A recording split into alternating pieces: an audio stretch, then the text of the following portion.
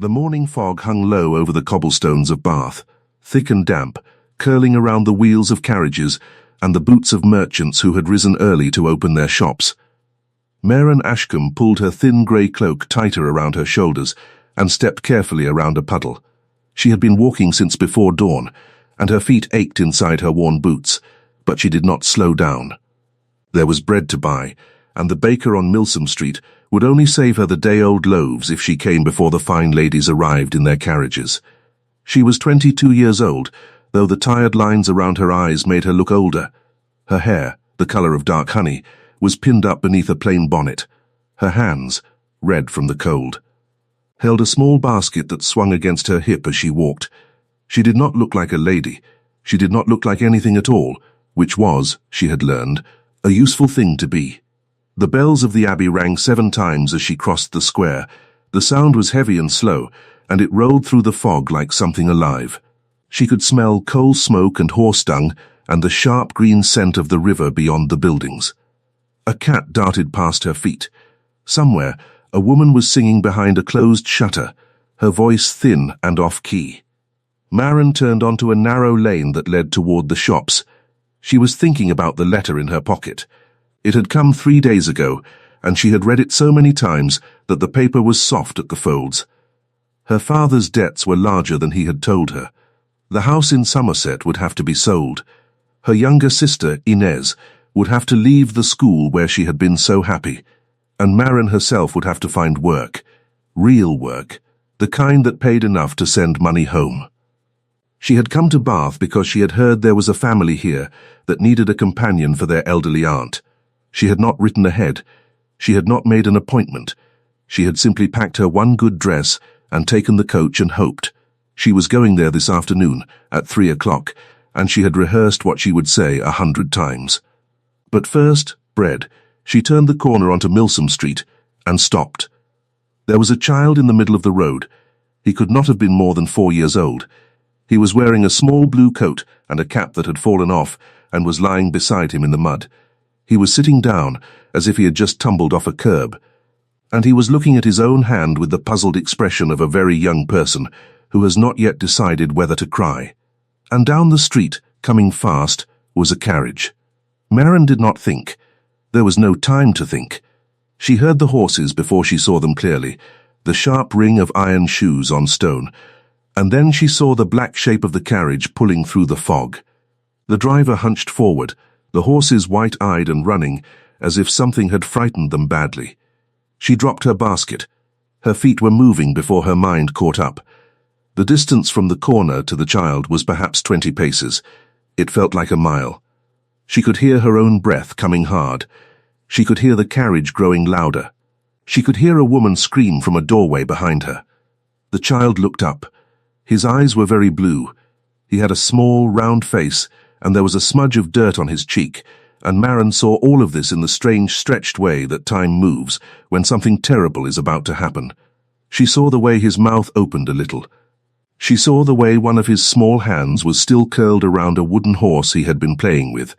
She saw, in the corner of her eye, the front of the carriage, the 2 dark horses, the flash of a brass lamp. She reached him. She did not slow down. She bent at the waist and grabbed him under the arms and let the force of her running carry them both. She felt the small weight of him against her chest. She felt his cap crush under her boot. She felt the wind of the horses against her back, and then the horses were past her, and the carriage was past her, and she was on her knees on the far curb, holding a child who was not crying yet, but who was about to. For a long moment, Maren could not move. Her heart was beating so hard she could hear it in her ears. Her arms were shaking. The child made a small sound, a sound halfway between a hiccup and a gasp, and then he began to cry, quietly at first and then very loudly, the way small children cry when they finally understand that they have been frightened. "Shh," Maren whispered. "Shh. You're safe. You're safe now." She pressed her face against the top of his head. His hair smelled of soap and something sweet, milk perhaps, or honey. She held him and rocked him and told him he was safe until her own hands stopped shaking. Behind her, she heard the carriage stop. She heard the horses stamp and blow. She heard boots on the cobblestones, running. She heard voices, several of them, calling out. She did not turn around. She was still holding the child, and she was afraid that if she let go of him, she would fall over. Hugo. The voice was a man's voice. It was low and rough and full of something that Maren could not quite name. Fear, maybe. Fear and something else. She looked up. A man was running toward her through the fog. He was tall, very tall, and he was not wearing a coat, only a dark waistcoat and a shirt with the sleeves rolled up as if he had been driving hard and had grown warm. His hair was black and had come loose from whatever had been holding it. His face was pale. He looked, Maren thought, like a man who had just seen a ghost. He reached them and dropped to his knees on the cobblestones. He did not seem to care that the stones were wet. He reached out for the child and then stopped, as if he was afraid to touch him, as if he was afraid the child might not be real. Hugo, he said again. His voice was quieter this time. Hugo, look at me. The child turned his face toward the man. His crying had softened to a series of small, wet breaths. He held out his arms. The man took him.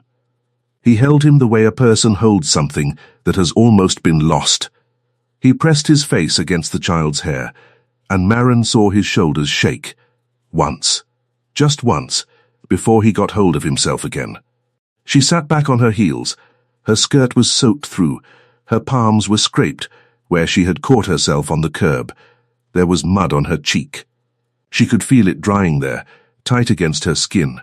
She could smell the sweat of the horses and the wet wool of her own cloak, and very faintly the smell of the man in front of her, which was rain and wood smoke, and something underneath that she could not name. He looked up at her over the top of the child's head. His eyes were dark. Not brown, exactly. Something closer to black. They were the kind of eyes that did not blink often, and when they looked at a person, that person felt looked at. You, he said. He could not seem to find the next word. You, he said again. You saved my son. Maren opened her mouth. She meant to say something polite. She meant to say it was nothing, or that anyone would have done the same, or that she was glad the child was safe. But her throat was tight, and no words came out. She only nodded. The man closed his eyes for a moment. When he opened them, something in his face had changed. It was as if he had put on a mask, or perhaps taken one off. She could not tell which. Are you hurt? He asked. No, Maren said. Her voice came out steadier than she had expected. No, I don't think so. Your hands. She looked down. Her palms were bleeding a little, just at the heels of them where the skin had scraped. She had not noticed. They're only scratches. He was still holding the child, but he freed one hand and reached out toward her. He stopped just before he touched her. May I? He asked. Maren was so surprised by the question that she nodded before she could think. He took her hand gently. His fingers were warm. Hers were very cold. He turned her palm up and looked at it. He did this the way a man might examine something valuable, something he was responsible for. His thumb passed lightly over the scrape, and Maren felt something odd move through her chest. Something that had nothing to do with the cold or the fright or the ache in her arms. You need to have these washed, he said. And put something on them. They will hurt more later than they do now. I know. He looked at her again. He had not let go of her hand. Who are you? He asked. My name is Maren Ashcombe. Ashcombe, he repeated. He said it slowly, as if he were trying to remember whether he had heard it before. Where do you live, Miss Ashcombe? Nowhere at the moment, she said, and then, embarrassed by the honesty of the answer, I am staying at an inn. The Blue Pheasant. Just for a few days. Just for a few days, he said. I have business here. He nodded. He did not ask what the business was. He let go of her hand, slowly, as if he were making a decision about it. He stood up. He was even taller standing than he had looked kneeling. He held the child on one hip. The child was watching her now, his cheeks still red from crying, his eyes very serious.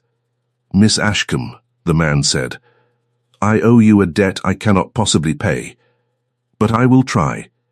You don't owe me anything. I do. She stood up too. She had to look up to meet his eyes. She was not a small woman, but he was very tall. She could see now that his waistcoat was made of fine dark cloth, and that there was a heavy gold ring on the smallest finger of his left hand, and that his boots, though muddy, were the sort of boots that a certain kind of man wore. Behind him, more people had gathered. A grey-haired man in a coachman's uniform was holding the horses and looking as if he might faint.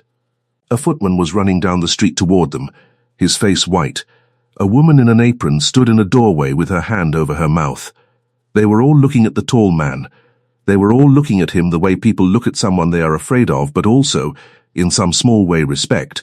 Maren understood, suddenly, that this was not an ordinary man. "Sir," she said carefully, "I did not catch your name." He looked at her for a long moment before he answered. It was as if he was deciding something. When he spoke, his voice was very quiet. "Alaric Thornbury," he said, "Duke of Ravenhollow."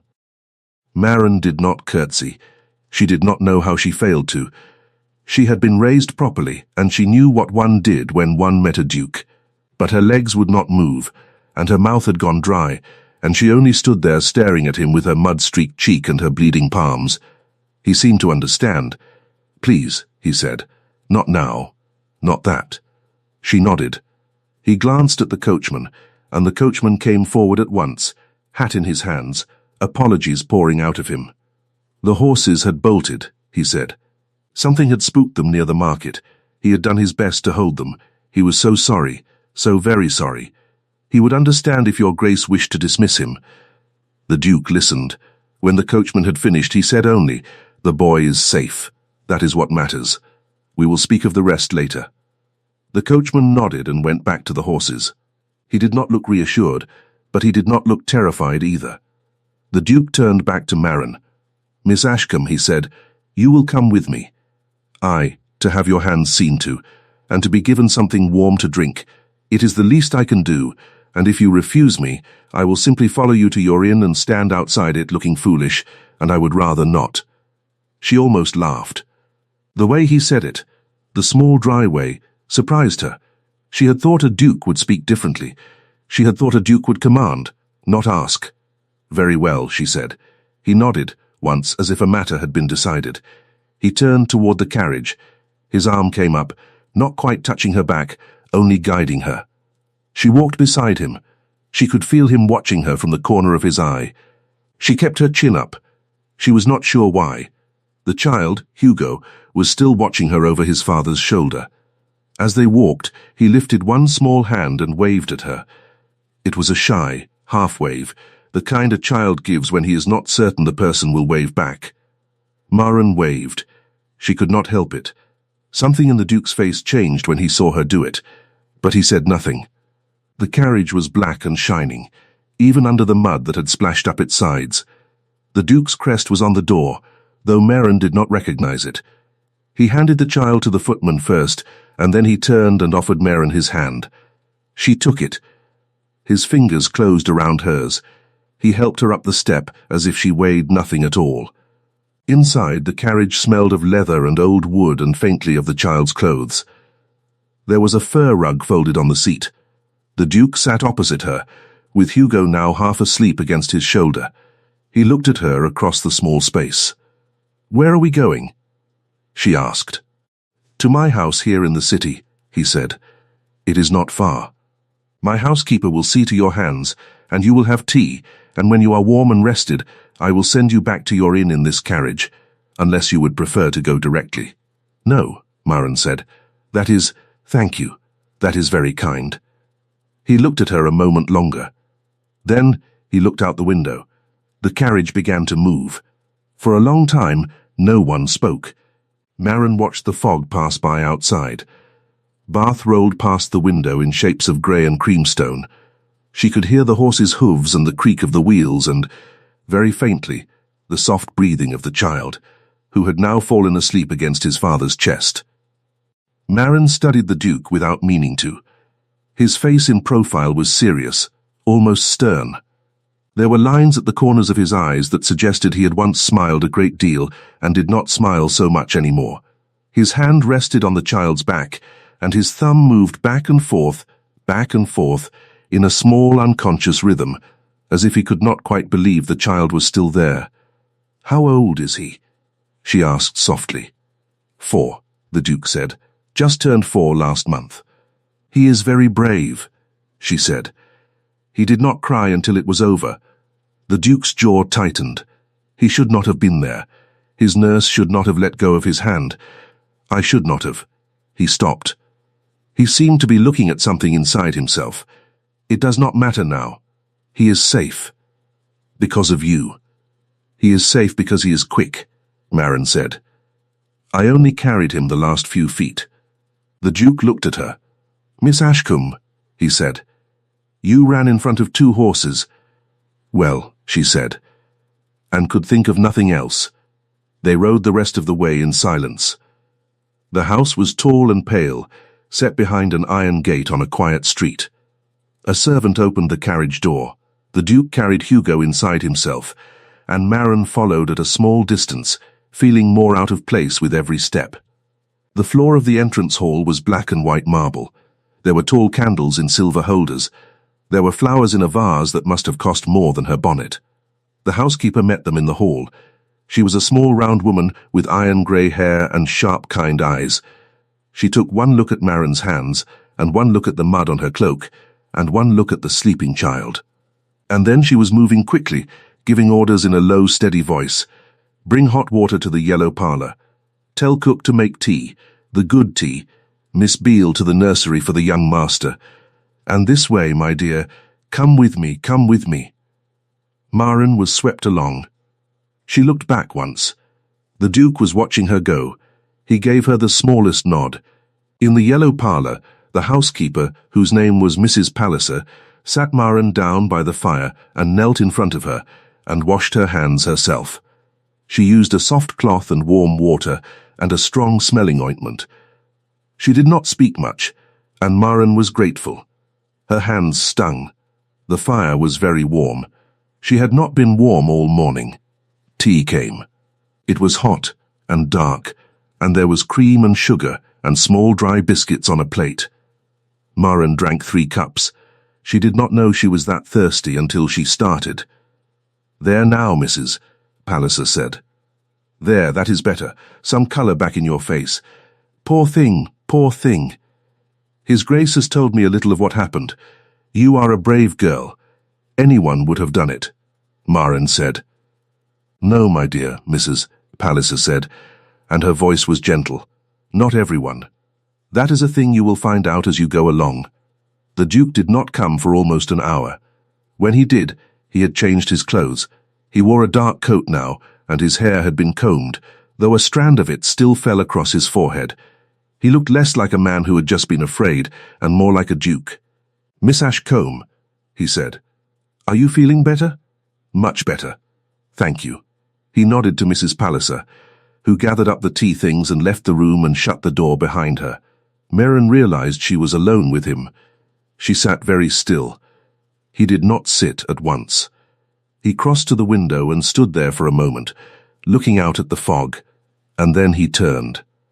"You said you had business in Bath," he said. "May I ask what it is? I am looking for a position." "What sort of position?" "A companion. To an elderly lady. There is a Mrs. Fairholme on Laura Place who I understand needs one. I was to call on her this afternoon." The Duke was quiet for a moment. "Mrs. Fairholme's niece is engaged to a friend of mine," he said. "The position was filled last week. I am sorry. No one will have written to tell you." Maren felt something cold slide down through her chest. She had known this was possible. She had known it, and she had come anyway, because she had had to hope.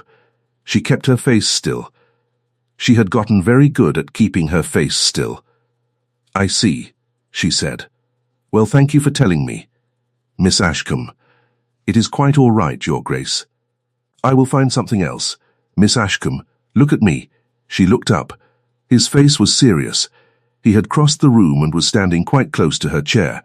He did not sit. He seemed to be choosing his words with great care. "I have a son," he said. "You met him this morning. His mother died 2 years ago.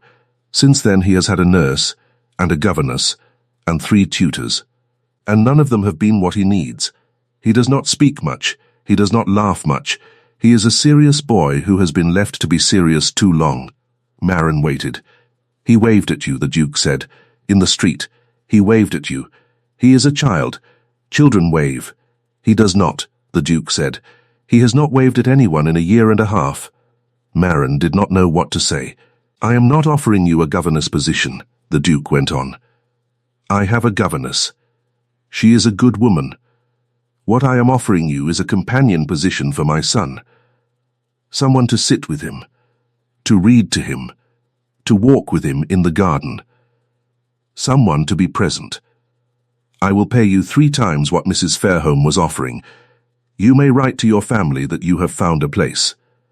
You may live in this house or in the country house as suits you, and when the arrangement no longer suits either of us, you may leave, with a letter of reference in my hand that will place you anywhere in England. Marin stared at him. Your Grace, she said slowly, you do not know me. I know you ran in front of 2 horses for a child you had never seen. That is one thing. It is the thing that matters. You cannot hire someone because they did one brave thing. He almost smiled. It was not quite a smile, but something moved at the corner of his mouth. I can, he said. I am a duke. I can hire whomever I please. She looked down at her hands. They were red and raw. Her knuckles ached. She thought of her sister Inez at the school. She thought of the letter in her pocket. She thought of her father with his head in his hands at the kitchen table. I will need to write to my family, she said, before I decide. Of course, and I would need to meet him properly. Your son. Before he meets me as anything else. Of course. And, she stopped. She was not sure how to say it. Yes? I am not a fine lady, Your Grace. I have no accomplishments. I do not play the pianoforte. I speak only English, and not perfectly. I have read a great many books, but they are not the books that are fashionable. I would be a very unusual companion for a duke's son. That is exactly why I am asking you. There was a silence. Marin looked up at him. He was watching her with the same steady dark look he had given her in the street. Very well, she said. I will write to my family tonight. I will come tomorrow to meet Hugo properly. If he takes to me, I will accept your offer. Thank you, Miss Ashcombe. He said it plainly, without flourish. It sounded like the truest thing anyone had said to her in a long while. She rose. He rose with her. Your Grace, she said. May I ask you a question? Yes. Why were you driving the carriage yourself? He was quiet for a moment. She thought he might not answer. I had been out with my son, he said at last. In the country this morning before the fog came in. He asked to sit on the driver's box with me. I let him. When we came back into the city, I gave the reins over to my coachman and got down inside the carriage with Hugo. Then a dog came out of an alley and barked at the horses. My coachman was thrown from the box. The horses ran. Hugo. He paused. The door had not been properly latched. When the carriage jolted, it swung open. Hugo fell out. Marin felt sick. I was trying to reach him from inside, the Duke said. I could not. I had climbed onto the box myself by the time you— He stopped. He looked away. By the time you did what you did. I did not know that. I did not tell it well. I am not telling it well now. You were driving the runaway carriage, Marin said, trying to stop it. Yes, and I did not know that either. No, you did not. They looked at each other for a moment across the small warm room. Tomorrow at 10, the Duke said quietly. I will send the carriage. I will walk. It is not far. Miss Ashcombe, I will walk. She said again gently, I like to walk. He inclined his head. She curtsied then, properly, for the first time. He watched her do it. He did not smile, but there was something in his face that had softened. She left the house. The fog had lifted a little. She could see the tops of the buildings now against a sky that was pale, but not yet blue. She walked back to the Blue Pheasant Inn with her hands wrapped in a clean linen bandage inside her cloak. And she did not remember most of the walk. Her mind was elsewhere. That night, in her small room, she wrote to her father. She told him she had found a position. She did not tell him about the runaway carriage. She did not tell him about the child. She only told him that she had found a good place with a respectable family, and that she would be sending money at the end of every month, and that Inez was not to leave the school under any circumstances. She sealed the letter with the last of her wax. Then she sat by the small window and looked out at the roofs of Bath and tried to understand what had happened to her. She had gone to buy bread. She kept coming back to that. She had gone to buy bread, and now she was to be the companion of a duke's son. She thought about the duke. Alaric Thornbury. She said the name silently in her mind to see how it felt. It felt too large for her mouth. She thought about the little boy Hugo and the way he had waved at her. She thought about the moment on the cobblestones when the Duke had taken her hand and turned it over and looked at the scrapes on her palm. Her chest did something strange again. She pressed her hand against her breastbone as if she could make it stop. She did not sleep for a long time. The next morning, she walked to the house on the quiet street. Mrs. Palliser met her at the door and smiled at her like an old friend. "His Grace is with Master Hugo in the small parlour," she said. "Come along, my dear." The small parlour was on the ground floor. It had windows that opened onto a walled garden. There was a rug on the floor, and a low table, and a great many wooden toys scattered across it. The Duke sat on the floor. He was still wearing his fine coat, but he was sitting on the floor, cross-legged, and Hugo was in his lap, and they were both looking at a book together. When Maron came in, the Duke looked up. He did not stand. "Miss Ashcombe," he said, "we are reading about a horse. So I see. Sit with us." She hesitated only a moment. Then she knelt down beside them on the rug. She was careful with her skirt. Hugo watched her with his very serious blue eyes. "Hello, Hugo," she said. He said nothing. He looked at his father. "This is Miss Ashcombe," the Duke said. His voice was different when he spoke to the boy. Softer, slower. "She is the lady from yesterday. Do you remember her?" Hugo looked back at Maron. He nodded once. "Do you like books about horses?" Maron asked. Hugo nodded again. "So do I," she said. "I have a sister at home named Inez. She loves horses. When she was your age, she had a wooden horse she carried everywhere. She named him Pudding." Hugo's eyes changed. Not much, but a little. The corner of his mouth lifted. "That is a silly name for a horse," he said. His voice was small and clear. He had not spoken since Maron had come in. The Duke went very still. "It is a silly name," Maron agreed. But she was 3 years old and she loved pudding. So the horse was Pudding. Hugo considered this. He looked down at his own wooden horse, which was lying on the rug beside the book. "This one is called Star," he said. "Star is a good name. He is fast. I can see that. He looks very fast." Hugo nodded solemnly, and then, after a moment, he leaned toward Maron and held out the wooden horse for her to hold. Maron took it. Her hands were still sore, but she was careful with it. She held it up to the light. "He is a very fine horse," she said. "Thank you for showing me." She looked up. The Duke was watching them. His face had done something she could not quite describe. It was as if a shutter had opened somewhere behind his eyes. He said nothing. He did not have to. She began her position that same afternoon. 2 weeks passed, then 3, then 4. Maron settled into the rhythm of the house. She had a small bright room near the nursery. She ate her meals sometimes with the housekeeper, sometimes in a small dining room with the Duke and Hugo, depending on what the day required. She spent her mornings with Hugo in the garden or the schoolroom. She spent her afternoons reading to him or walking with him through the streets of Bath. In the evenings, when Hugo was in bed, she sat in the library and read whatever she chose.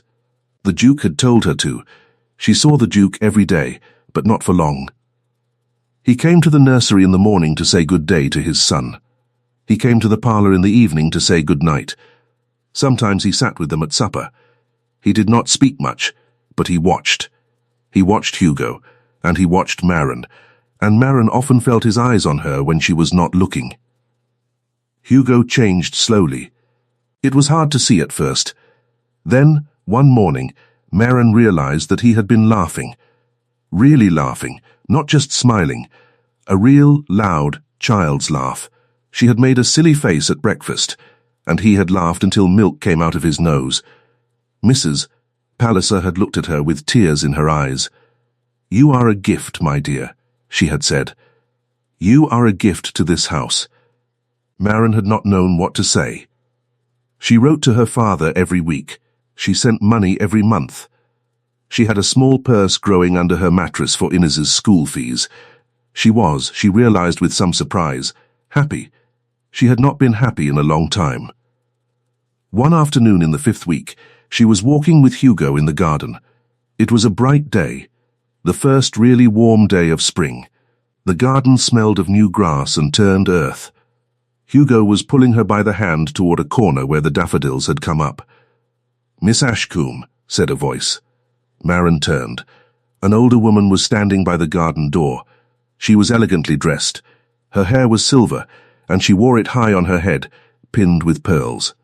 She was thin, and her eyes were sharp, and she was looking at Maren the way one looks at a stain on a good tablecloth. Maren curtsied. She had learned who this was. She had not yet met her, but she had seen her twice from a window. "Lady Marchmore," she said. "The Duke's aunt, his mother's sister." She lived in London and came to Bath only rarely, but when she came to this house. "You are the girl," Lady Marchmore said. "I am Maren Ashcombe, my lady. I know who you are. Come here." Maren went. She kept hold of Hugo's hand. Hugo pressed himself against her skirts. Lady Marchmore looked her up and down, her lip curled slightly, as if she smelled something unpleasant. "An Ashcombe of Somerset," she said. "Yes, I made inquiries. Your father has ruined himself, has he not? Gambling debts, a mortgage he cannot pay. I understand there is a younger sister at some little school in Bristol." Maren said nothing. "You saved my great-nephew's life," Lady Marchmore went on.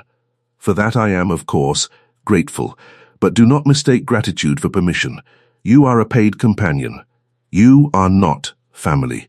You will not become family. Whatever notions you may have entertained in this house, about a certain gentleman, about a certain position, you will put them away. Do you understand me?" Maren felt her face go still. Her hands were very cold. "I have entertained no notions, my lady. Do not lie to me, girl. I have watched you today. I have watched him look at you. I know what a scheming woman looks like. I have seen a great many of them, and I will tell you this once so that you understand it clearly." She leaned forward. Her voice dropped to a whisper that Maren could feel more than hear. "You are a beggar in a borrowed dress. He is a duke. He may amuse himself with you as a curiosity for a season, but he will marry a woman of his own rank, in his own time. And you will go back to whatever hole you came from. And if you make trouble, if you presume, if you allow yourself to imagine for one single moment that you belong in this house as anything other than a servant, I will personally see to it that you are turned out with nothing, not a reference, not a coin, not a coat on your back. And your sister will be turned out of that school by the end of the same week. Do you hear me?" The garden was very quiet. Maren could hear a bee somewhere in the daffodils. She could hear Hugo's small, quick breaths against her leg. She could feel the sun on the top of her head. She could feel the blood in her ears. She did not cry. She did not shout. She did not argue. She looked Lady Marchmore full in the face. She kept her voice low and steady so that Hugo would not hear. "My lady," she said, "I understand you perfectly, and I will say only this. I have no notions. I have never had any notions. I came here to help a little boy who does not laugh. He laughs now. When his grace no longer needs me, I will leave. But I will not be threatened, and I will not have my sister threatened. If you wish me gone, speak to his grace. That is the only conversation I will have on this matter." She curtsied. She turned. She led Hugo away. Her legs shook the entire way back to the house. She did not let it show. That night, at supper, she was quiet. The Duke noticed. He noticed everything she had learned. "Miss Ashcombe," he said, "are you unwell?" "I am tired, Your Grace. It was a long walk this afternoon." He looked at her a moment. He did not press. Hugo went to bed. Maren sat in the library for a while and tried to read. She could not. She kept seeing Lady Marchmore's face. She kept hearing the word beggar. She kept thinking of Inez. She set down her book. She went to her room. She stood at the window for a long time. She had made a decision. She could not stay. Not because Lady Marchmore had frightened her. She could bear that. She had borne worse. She could stay if it was only her own dignity at stake. But it was not. It was Inez. And it was the truth Lady Marchmore had told, however cruelly. Maren had begun to feel something. She had begun to feel it a long time ago. She had told herself she had not. She had lied to herself with great skill. But she could not lie tonight. She would leave in the morning. She would ask the Duke for her wages. She would go quietly. She would find another position. She would send money to Inez. Everything would go on. She sat down at the small desk and began to write her letter of resignation. She was on her third attempt when there was a knock at the door. She froze. Miss Ashcombe, it was the Duke's voice. She stood up. She smoothed her dress. She opened the door only halfway. He was standing in the corridor holding a candle. His face in the candlelight was very serious. "May I come in?" he asked. "It is late, Your Grace, I know." She hesitated. Then she stepped back. He came in. He closed the door behind him, not all the way, leaving it a little open. He was, she realized, being careful. "My aunt spoke to you today," he said. Maren said nothing. "I have just spoken to her," he went on. "I have asked her to leave this house tonight. She is packing. She will not return until she is invited, and I do not think I will be inviting her soon." Maren stared at him. "How did you, Mrs. Palliser told me. She had seen the two of you in the garden. She did not hear what was said, but she knew from your face at supper that something had been, and she told me what she suspected. My aunt confirmed it when I confronted her. She told me exactly what she had said to you. She seemed to think I would agree with her. Your Grace, you wrote a letter tonight," he said. "I can see the ink on your hand, and I can see a piece of paper on your desk that has been begun 3 times. May I guess what the letter says?" Maren said nothing. "I would rather you did not send it," he said quietly. Something in her chest broke a little. "Your Grace, she was not entirely wrong. She was entirely wrong.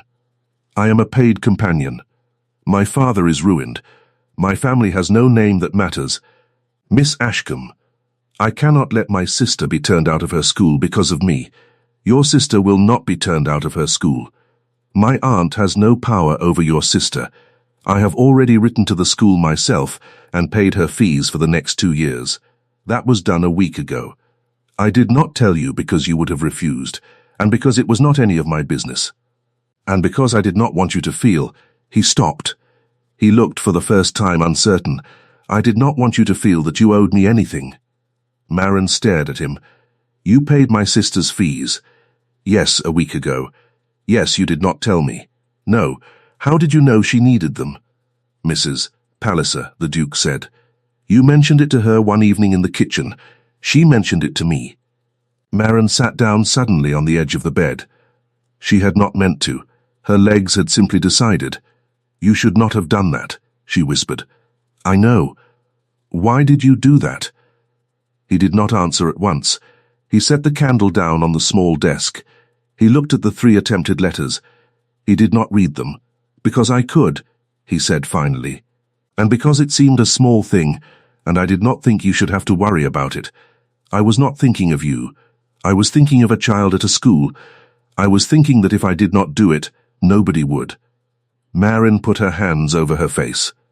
"Miss Ashcombe, please do not say anything for a moment," she said. Her voice was shaking. She was not going to cry. She was not.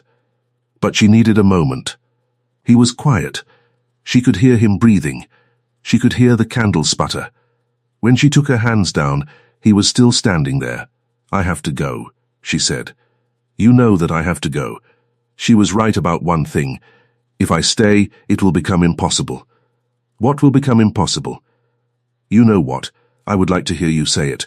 "Your Grace, Alaric," he said. "In this room. Now, please, Alaric." She could not do it. She looked at her hands. "I cannot stay in this house," she said, because I have begun to feel something that I have no right to feel, and if I stay, it will grow. And when it grows, and when you eventually marry as you must, I will not survive it. So I will leave now, while I still can." The room was very quiet. She could hear the fire in the grate.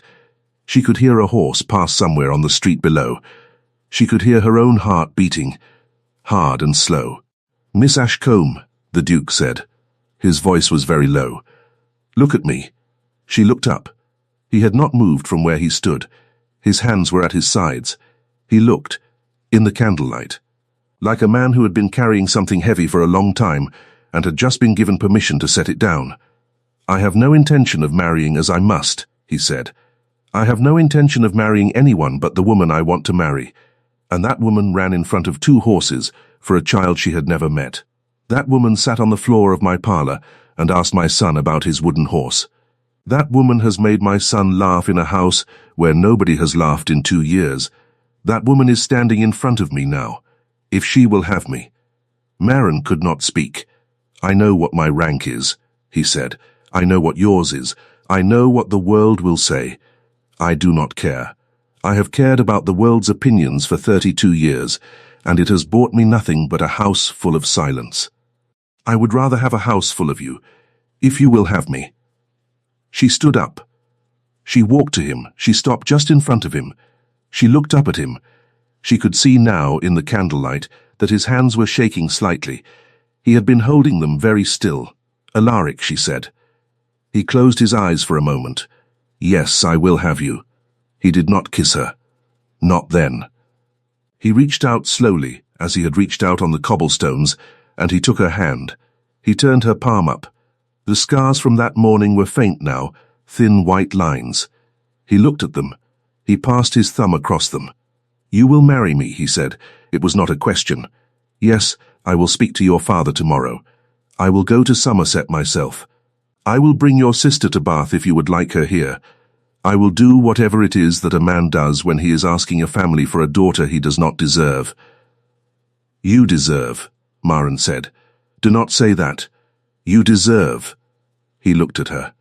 Then, slowly, he lifted her hand and pressed his mouth to her palm. Only that. Just for a moment. His breath was warm. She felt the scrape of his day's stubble against her scarred skin. She closed her eyes. When she opened them, he was still there. "Good night, Miss Ashcombe," he said. "Good night, Your Grace." He almost smiled. It was the closest to a real smile she had yet seen from him. He picked up the candle. He went to the door. He turned back. "Maren," he said. "Yes, you should sleep. Tomorrow will be a long day." "I know." He left. She did not sleep. She sat by the window until the sky grew pale over the roofs of Bath, and she thought about her life, and about the strange path that had brought her here, through fog and horses, and the small hand of a child in the middle of a road. She thought about Innes, safe at her school. She thought about her father, who would not have to sell the house. She thought about Hugo, who had waved at her. She thought about Alaric. She could say his name now, in her own mind. She practiced it. Alaric, Alaric. The next morning, he came to Somerset with her. He met her father. He met her sister. He met the servants and the neighbours and the vicar. He was, in each conversation, exactly himself. Quiet, direct, sometimes dryly funny. He did not perform his rank. He did not need to. Her father cried when the Duke left them alone for a moment, and Maren cried too, and they held each other in the kitchen without speaking, because there were no words for it. The banns were read. The engagement was announced. The gossip was, of course, terrible. Lady Marchmore wrote a long, cold letter to a great many people. Half of society decided to be scandalized. The other half decided to be intrigued. It made very little difference to Maren, who had spent her whole life being invisible, and who found that being visible was uncomfortable, but survivable. They were married at the small church near Ravenhollow Manor, on a bright day in September. Innes was there in a new dress. Hugo carried the ring on a small silk cushion, very solemnly, and did not drop it, though he had been afraid he would. Mrs. Palliser wept openly through the entire ceremony. Maren's father wore his one good coat, mended carefully at the elbows, and stood straight for the first time in years. The wedding breakfast was small. The Duke had asked what she wanted, and she had said, quietly, that she wanted only the people who would truly be glad. So it was only the people who would truly be glad. That evening, when the guests had gone, Maren stood at a window of Ravenhollow Manor and looked out at the park. The last of the light was on the trees. She could hear Hugo laughing somewhere in the house, being chased by innies through a corridor. She could smell wood smoke from the fireplace and cut grass from outside and, faintly, the beeswax of the candles that had been lit for the evening. Alaric came and stood behind her. He put his hands on her shoulders. He did not speak. She leaned back against him. "I went to buy bread that morning," she said. "I know. I only wanted a loaf of yesterday's bread." "I know." She turned. She put her arms around him. She pressed her face against his chest. He smelled of rain and wood smoke and something underneath which she now knew, and which she had a whole life ahead of her to know better. "Thank you," she said, "for not being a stranger for very long." He held her. Outside, the light left the park, and the first stars came out over the manor, and inside, a child laughed in a house that had been silent for 2 years, and a woman who had once been invisible stood in the arms of a man who had learned, at last, to see.